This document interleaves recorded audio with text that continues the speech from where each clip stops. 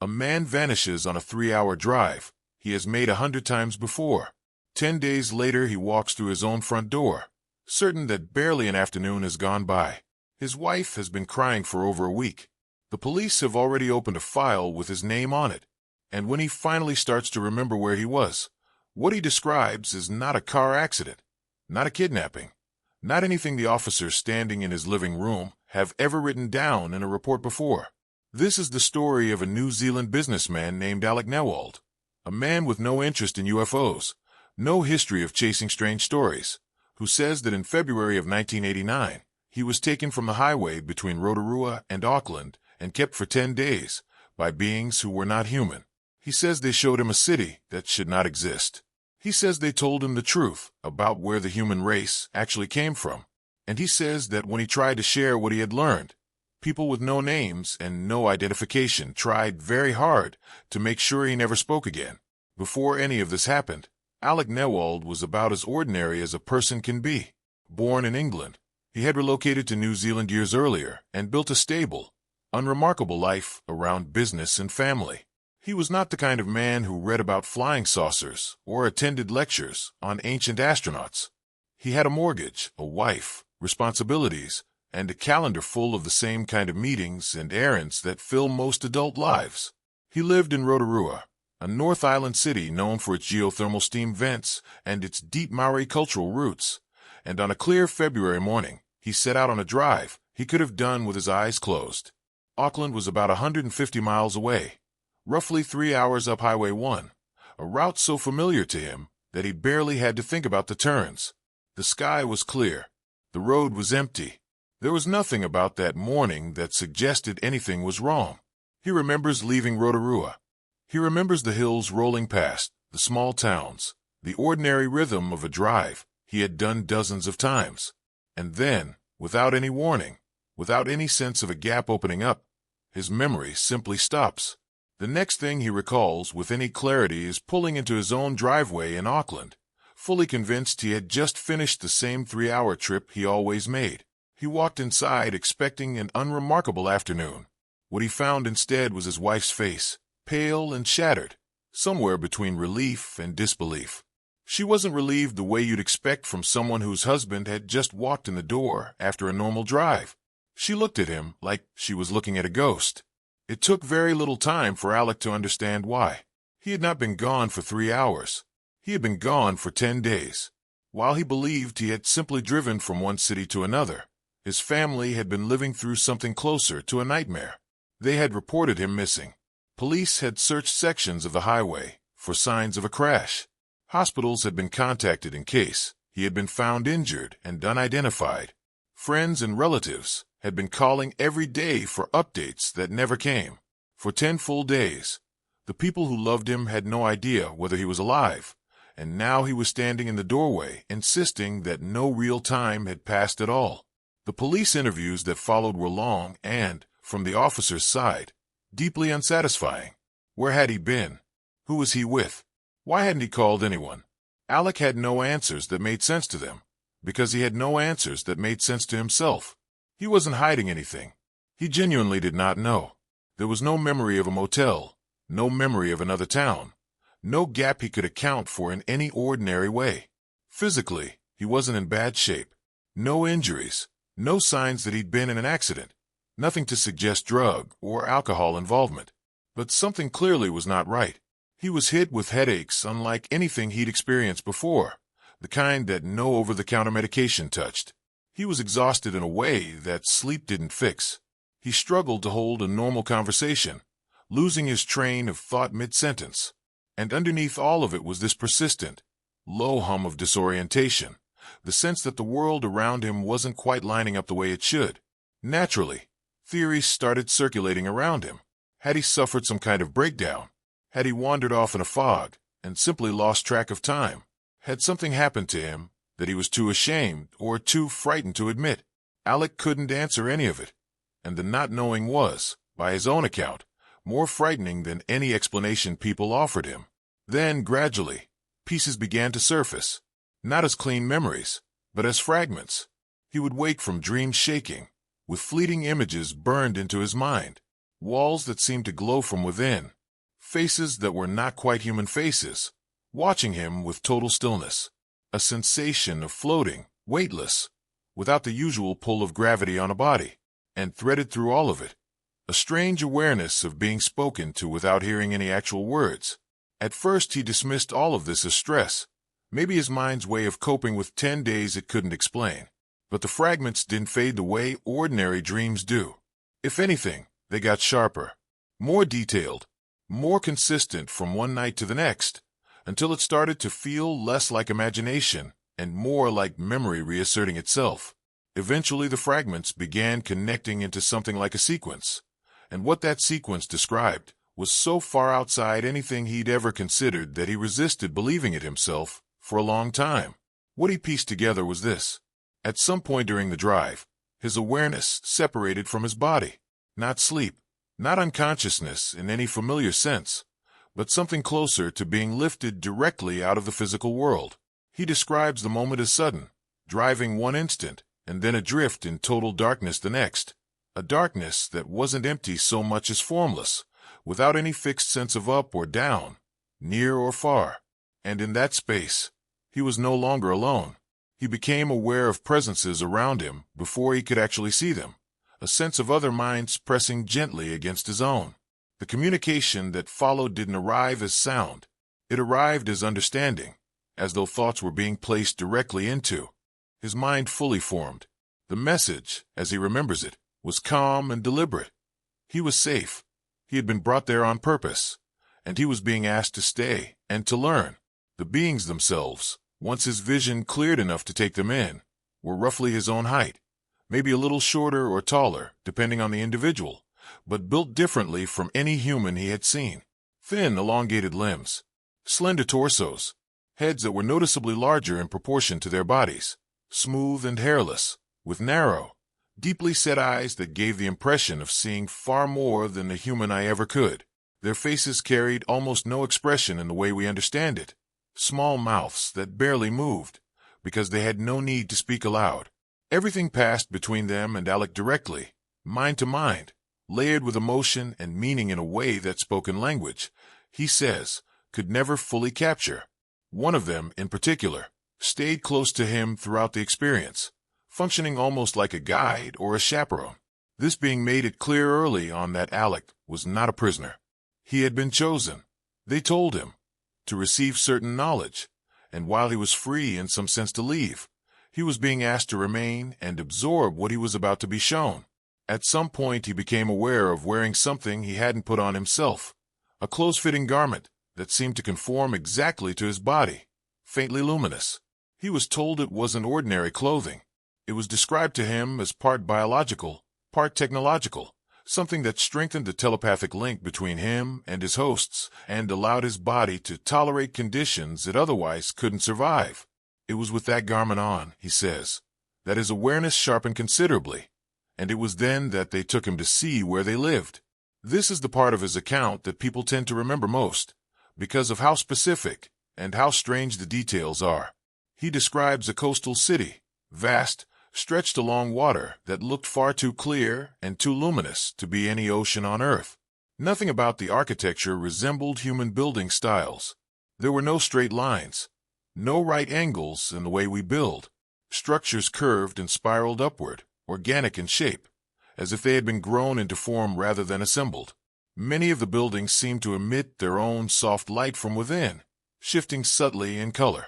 Spherical objects, which he could only describe as orbs, sat atop numerous structures, and he got the impression they weren't decorative but functional, part of some kind of energy system he didn't fully understand. Geometric, pyramid-like forms rose here and there throughout the city as well, precise in a way that suggested deliberate engineering rather than architecture for its own sake. Gardens and flowing water wound between the buildings, and the entire place carried a sense of order, of nothing being wasted or accidental. No smoke, no pollution, no clutter. Just a quiet, deliberate harmony between whatever technology powered the place and the natural world around it. He wasn't simply shown around, though. He came to understand that this was, in effect, a classroom, and the being who took the lead in teaching him was one he later came to refer to as Xena. He perceived this presence as feminine in nature, though he was careful to note that the distinction of male and female as humans understand it may not have applied in any conventional sense. What Xena communicated to him over what felt like an extended period was, by his account, an entirely different version of human history than the one taught in any school. According to what he says he was told, human beings as we exist today were not purely the product of unguided natural evolution. There had been an earlier form, closer to what we'd call early hominids, and at some point that form was deliberately refined, adjusted, enhanced, resulting in the species we now call Homo sapiens, a being with vastly greater potential for creativity, awareness, and connection to realities beyond the purely physical. But then, in his telling, something interfered with that process. He describes a separate force, one with intentions very different from whoever had originally shaped humanity, stepping in to limit what had been given. Certain capacities, he says, were suppressed or shut down entirely. Whatever natural telepathic ability, whatever heightened awareness or connection to non-physical dimensions humans may once have carried, was deliberately dialed back. And crucially, he was told this wasn't some event lost in the deep prehistoric past. It was framed as something far more recent, something that lines up eerily well with the kinds of stories many cultures around the world tell about a lost golden age, a fall from a more advanced or more awakened state. What made the account even stranger was the claim that this suppression was never meant to be permanent. According to what Xena told him, the dormant capacities could be reawakened, and humanity, in his words, was approaching some kind of threshold where that reawakening might begin to happen on its own, whether or not anyone was prepared for it. He also came away with the impression that many of the ancient monuments scattered across our planet, structures like the pyramids and various megalithic sites, weren't simply tombs or places of worship in the way we assume. He was told they functioned more like storage devices, built using principles of geometry, alignment, and resonance, designed to hold information and release it once humanity reached a point where it could actually decode what was hidden there. Alec says he was told plainly that his role in all of this wasn't to bring back physical proof that aliens existed. It was to carry this information back to Earth and share it, to be one small trigger in a much larger process of remembering. And when his awareness eventually returned to his body, and those 10 missing days folded back into memory piece by piece, he was left with a choice that would define much of the rest of his life. He could keep what he remembered to himself and simply move on, or he could speak about something that, if true, upended everything mainstream science says about where we come from. He chose to speak, and according to him, that choice is when his real trouble began. Not long after he started opening up to close friends and family about what he remembered, he says he began noticing small, unsettling signs that he was being watched. Phone calls with strange interference, faint clicks and echoes that hadn't been there before, mail that looked tampered with, resealed just slightly wrong, the same unfamiliar cars parked near his house at odd hours, always gone by morning. At first he tried to write it off as nerves, a natural side effect of the stress he'd already been through. But the pattern didn't ease off. If anything, it grew more pointed. Strangers began approaching him in public with oddly specific questions about the missing time, questions that felt less like curiosity and more like probing, as though someone was trying to gauge exactly how much he remembered and how much he was willing to say. Eventually, he says, the pressure became far more direct. He describes visits and phone calls from people who never clearly identified themselves, vague references to government work or security clearance. Never anything he could pin down or verify. But the message underneath it all was consistent and unmistakable. What he had experienced touched on information considered sensitive. Talking about it publicly, they suggested, could create problems for national stability, for public order, and quite pointedly, for him personally. The implication was simple. Silence would be easier for everyone. Alec refused. He believed, and still believes, that what he had been shown was too important to sit on. And that refusal, he says, is what led to the most damaging chapter of the entire ordeal. A man he later referred to as Jeff Wright approached him with what looked like a straightforward, friendly offer, a chance to get a vehicle through connections in the auto trade at well below market value. Alec, needing a car and with no particular reason for suspicion, accepted. Paperwork was handed over, Everything appeared in order. Months later, police arrived at his door. The vehicle, it turned out, was stolen, and the paperwork behind it was entirely fraudulent. He was charged with receiving stolen property. He tried to explain that he had been set up, that a man calling himself Jeff Wright had arranged the entire deal, but by then Wright had vanished completely, and no trace of the business he claimed to represent could be found anywhere. What followed was a legal battle that drained his finances, threatened his freedom, and put enormous strain on his marriage and family life. And in the middle of that fight, he says, the same vaguely identified individuals resurfaced with an offer. The charges, they implied, could quietly disappear. All he had to do was cooperate fully, share everything he remembered about the encounter and the beings and the knowledge he'd been given, and agree never to speak of it publicly again. Alec turned them down, and he ultimately served time in prison rather than trade his silence for his freedom. When he was finally released, he made a decision that, in hindsight, may have been the smartest move available to him. Rather than staying quiet out of fear, he decided the only real protection was total transparency. If the information was already out in the world, entirely public, then silencing him would accomplish nothing. In the early 1990s, he published a book detailing the entire experience from start to finish. The missing days, the beings, the city, the lessons about human origins, and everything that happened to him afterward. It wasn't a mainstream bestseller, but it found a steady audience within UFO research and alternative history circles, and it's still discussed today. Over the years, he gave interview after interview, always describing the same core details in largely the same way. He produced sketches of the city and the beings as he remembered them, and he reconstructed, as closely as memory allowed, the telepathic exchanges he says took place. So what, in the end, did he actually bring back? Not a single physical object, no alien technology, no biological sample, nothing you could put under a microscope or hand to a lab for testing. What he brought back was a story, dense with detail, and, according to those who have followed his case for decades, remarkably consistent across more than 30 years of retellings. His sketches show a city with no real precedent in human architecture, all curves and spirals and glowing spheres.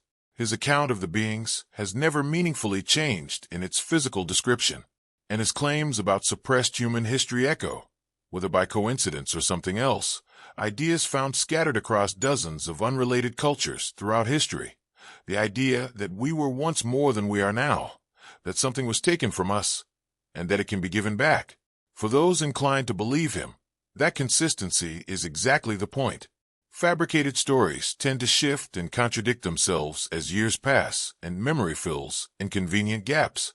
Alec's account, by most observers' description, has remained essentially unchanged since he first told it. Believers also point to the personal cost involved. He gained no fortune from any of this. He lost money, lost time, and served a prison sentence rather than agree to stay quiet. That is not, they argue, the profile of someone chasing fame or attention. For skeptics, none of that amounts to proof. Memory, especially memory tied to trauma or extreme stress, is notoriously unreliable, and the human mind is exceptionally good at constructing detailed, emotionally convincing narratives to fill in gaps it cannot otherwise explain. Alternative explanations have been proposed over the years. Perhaps he suffered an undiagnosed medical event, a seizure or something neurological, during those 10 days, and the alien narrative formed afterward as his mind tried to make sense of the missing time. Perhaps he was involved in something entirely human and mundane that he has genuinely blocked from memory. Or perhaps, as many skeptics believe, he sincerely experienced something that felt completely real to him internally, without that internal experience corresponding to actual external events. What can be said with any certainty is limited. Alec Newald disappeared for 10 days in February of 1989. What actually happened during that time has never been independently confirmed by any outside evidence. What has remained constant is his account of it, told the same way, in interview after interview, decade after decade, right into his 80s. Whether,